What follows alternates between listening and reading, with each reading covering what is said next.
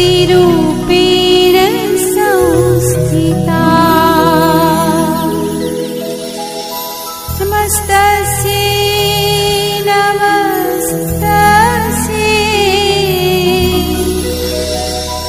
नमस्तस्यै नमो नमः।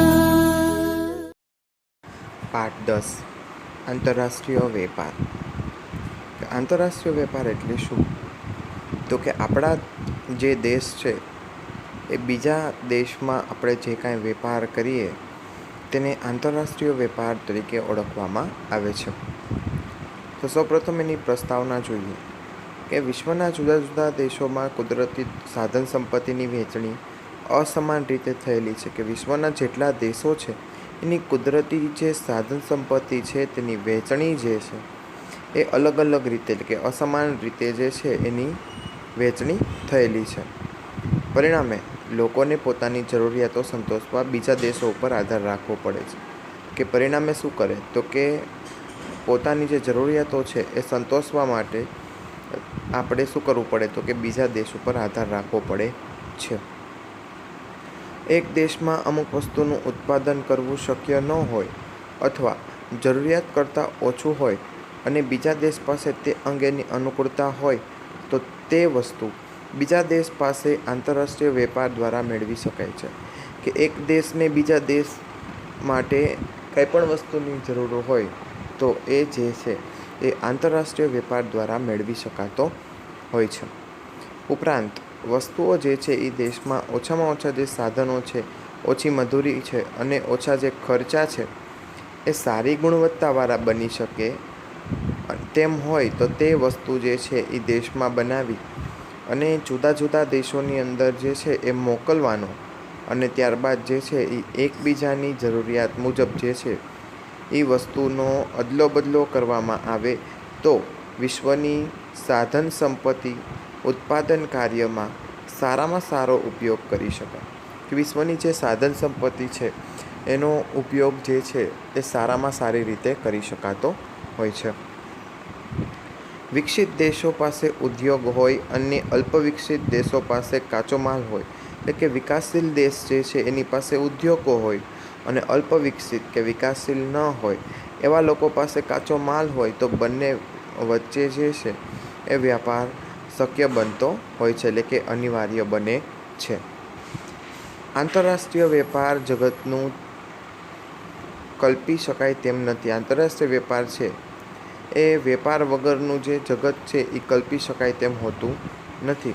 તે માટે જ જે છે એ આંતરરાષ્ટ્રીય વેપાર એક પ્રાચીન વ્યવસ્થા છે। આંતરરાષ્ટ્રીય વેપાર જે છે એ ખૂબ જ સરળ અને પ્રાચીન વ્યવસ્થા છે। તો હવે જોઈએ આંતરરાષ્ટ્રીય વેપારનો ખ્યાલ કેવો હોય। જ્યારે કોઈ એક દેશના લોકો અને સંસ્થાઓ બીજા દેશના લોકો અને સંસ્થાઓ સાથે વેપાર કરે, કે એક દેશના જે લોકો જે છે એ બીજા દેશના લોકોની સંસ્થા સાથે જો વેપાર કરે તો આવી જે વેપારની પ્રવૃત્તિ જે છે એને આંતરરાષ્ટ્રીય વેપાર અથવા વિદેશ વેપાર તરીકે ઓળખવામાં આવે છે। થોમસના મત પ્રમાણે વિદેશ વેપાર કોને કહેવાય? તો કે એક દેશની પેદાશોનો બીજા દેશ સાથે વિનિમય એટલે વિદેશ વેપાર। એ થોમસના મતે વ્યાખ્યા શું છે તો કે એક દેશની પેદાશો હોય એ બીજા દેશની સાથે વિનિમય કરે તેને વિદેશ વેપાર તરીકે ઓળખવામાં આવે છે। હવે એનું જોઈએ મહત્વ। તો કે પહેલું છે શ્રમ વિભાજન અને વિશિષ્ટીકરણનો લાભ। તો કે વિશ્વના જે છે એ જુદા જુદા દેશો વચ્ચે જે છે એ કુદરતી સાધન સંપત્તિ અસમાન વહેંચણી થયેલી હોવાથી દેશની જરૂરિયાતની બધી જ વસ્તુ ઉત્પન્ન થતી નથી, કે વિશ્વના જે જુદા જુદા દેશો જે છે એની કુદરતી જે સાધન સંપત્તિ જે છે એ અસમાન વહેંચણીની રીતે થયેલી હોવાથી દેશની જે જરૂરિયાત છે એ બધી જ વસ્તુઓ ઉત્પન્ન થતી નથી। જે દેશમાં જે વસ્તુનું ઉત્પાદન અનુકૂળ હોય તે વસ્તુ ઓછા ખર્ચે સરળતાથી ઉત્પન્ન કરી અન્ય દેશમાં નિકાસ કરી શકાય છે, કે જે દેશની અંદર જે છે એ વસ્તુનું ઉત્પાદન અનુકૂળ હોય અને તે જે છે એ વસ્તુનું ઓછા ખર્ચે સરળતાથી ઉત્પન્ન કરી શકાતું હોય તો તે જે છે એ અન્ય દેશમાં આપણે નિકાસ કરી શકીએ છીએ. દેશની જરૂરિયાતની વસ્તુઓ વિદેશમાંથી આયાત કરી શકાય છે. દેશની જે જરૂરિયાતો જે છે એ વિદેશમાંથી આપણે આયાત કરી શકીએ છીએ.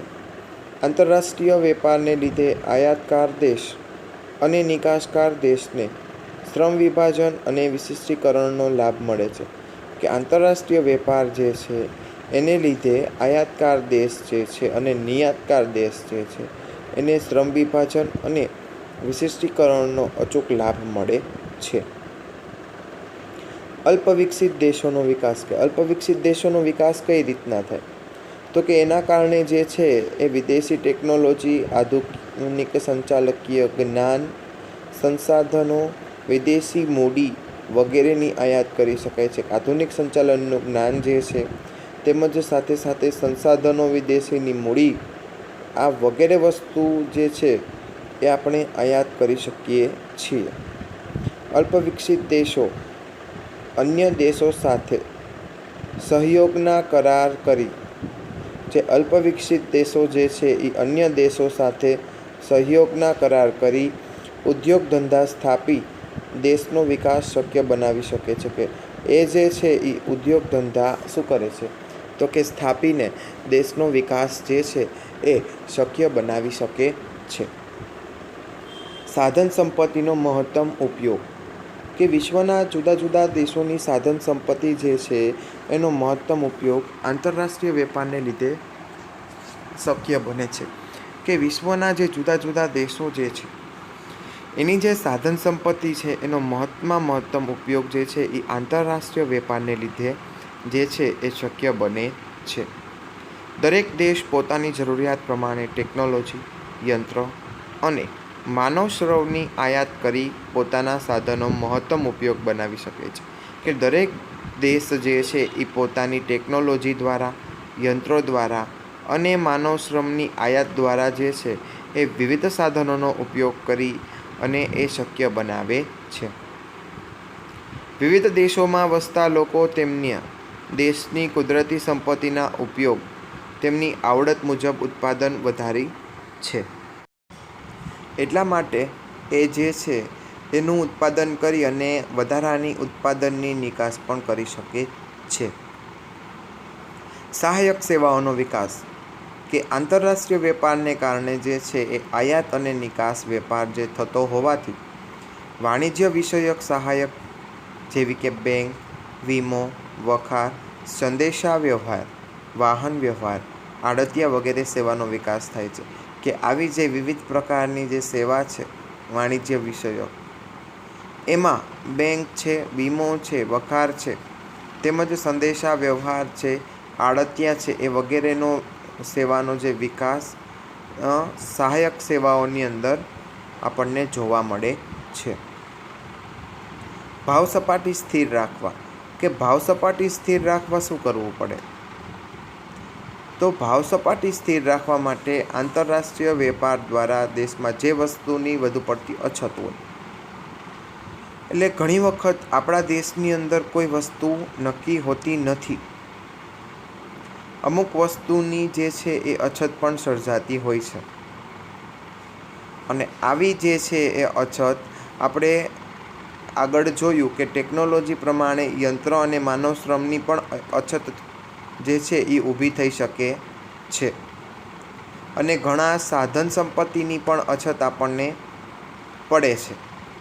તો આ જે છે એ અછત, એ વસ્તુની વધુ પડતી અછત હોવાથી તેનો આપણે નિકાસ કરવાનો છે. અને એનો જે છે એ નિકાસ કરીને ઘટતા ભાવને અટકાવી શકાય છે. કે એનો જે ધીમે ધીમે ભાવ ઘટે છે એને આપણે શું કરી શકીએ છીએ? તો કે અટકાવી શકીએ છીએ. તે જ રીતે વસ્તુની અછત હોય અને તેની આયાત કરી વધતા જતા ભાવને અટકાવી શકાય. આમ આંતરરાષ્ટ્રીય વેપાર દ્વારા ભાવ સપાટીને સ્થિર રખાય છે. આંતરરાષ્ટ્રીય વેપાર કરીએ તો જે ભાવ સપાટી જે છે એના દ્વારા જે છે એને આપણે સ્થિર રાખી શકાય છે. ઊંચું જીવન ધોરણ. કે આંતરરાષ્ટ્રીય વેપારમાં જુદા જુદા દેશો વચ્ચે હરીફાઈ થતી જોવા મળે છે. કે આવા વેપારની અંદર જે છે એ જુદા જુદા દેશો વચ્ચે હરીફાઈ થતી જોવા મળે છે. હરીફાઈમાં ટકી રહેવા ઉત્પાદકો પોતાની વસ્તુની કિંમત ઓછી હોય અને વધુ સારી ગુણવત્તા રહે તે માટે પ્રયત્ન કરતા હોય છે. હરીફાઈમાં ટકી રહેવા માટે કે આજે દાખલા તરીકે 2 કરિયાણાની દુકાન જે છે એને હરીફાઈમાં જો ટકવું હોય તો ઓછી કિંમતે સારી ગુણવત્તાવાળો માલ એને શું કરવો પડે, વેચવો પડે, જેથી કરીને જે કસ્ટમર જે છે ગ્રાહકો એ એના તરફ આકર્ષાશે. સારી ગુણવત્તાવાળી વસ્તુ નીચી કિંમતે મળતા લોકોના જીવન ધોરણમાં સુધારો થાય. કે એકદમ સારી ગુણવત્તાવાળી વસ્તુ હોય અને એ જે છે એ નીચી કિંમતે આપણને મળે તો એના જીવન ધોરણ જે છે એમાં ખૂબ જ સુધારો જોવા મળે છે. સાંસ્કૃતિક, ફેશન અને જ્ઞાનનો વિનિમય કે આંતરરાષ્ટ્રીય વેપારથી જુદા જુદા દેશો એકબીજાના સંપર્કમાં આવે છે. કે આંતરરાષ્ટ્રીય વેપાર જે છે એ જુદા જુદા દેશો વચ્ચે જે છે એ એકબીજાના સંપર્કમાં આવતા હોય છે. એકબીજા વિશે જાણકારી પ્રાપ્ત કરે છે. એકબીજા વિશે શું કરે છે તો કે જાણકારી પ્રાપ્ત કરે છે અને એકબીજાને સંસ્કૃતિ સમજાવે છે કે સંસ્કૃતિનું મહત્ત્વ શું છે. જેથી લાંબા ગાળે આંતરરાષ્ટ્રીય સુમેળ અને સંવાદિતા સાધી શકાય છે. લાંબા ગાળે શું કરી શકાય છે તો કે આંતરરાષ્ટ્રીય સુમેળ જે છે અને તેમજ સંવાદિતા આપણે સાધી શકીએ છીએ. આમ જુદા જુદા દેશો વચ્ચે સંસ્કૃતિ, ફેશન અને જ્ઞાનનો વિનિમય થાય છે. કે જે જુદા જુદા ફેશન જે છે એને અલગ અલગ રીતે જે છે એ જ્ઞાનનો, ત્યારબાદ જે છે એ સંસ્કૃતિનો અને ત્યારબાદ છે એ ફેશનનો પણ એની અંદર વિનિમય આપણને જોવા મળે છે. આપત્તિમાં સહાયરૂપ કે દુષ્કાળ, ધરતીકંપ, રોગચાળો, વાવાઝોડું વગેરે જેવી કુદરતી કે માનવ સર્જિત આપત્તિઓમાં વસ્તુનો પુરવઠો ખોરવાય છે. કે દુષ્કાળ થયું, ધરતીકંપ થયો, રોગચાળો થયો, આ વાવાઝોડું આવ્યું, માનવ સર્જિત કે કુદરતી આફત આવી તો આ જે છે વસ્તુનો પુરવઠો એ ખોરવાઈ પણ જાય છે. ત્યારે આંતરરાષ્ટ્રીય વેપારનું મહત્ત્વ વિશેષ હોય છે. કે ત્યારે શું કરવામાં આવે છે તો કે આંતરરાષ્ટ્રીય વેપારનું જે મહત્ત્વ જે છે એ ખૂબ જ વિશેષ માનવામાં આવે છે. ભારત દેશ જેવા મોટા ભાગના કૃષિ વરસાદ પર આધારિત હોય છે. કે મોટાભાગના દેશ જે છે એ કૃષિ વરસાદ આધારિત હોય છે. જો પૂરતા પ્રમાણમાં વરસાદ ન પડે તો કૃષિ નિષ્ફળ જાય છે. જો પૂરતા પ્રમાણમાં એમાં વરસાદ ન પડે તો કૃષિ શું થાય તો કે નિષ્ફળ જાય છે. અને ત્યારબાદ જે છે એ આ વિવિધ આપત્તિનો સામનો પણ કરવો પડે છે.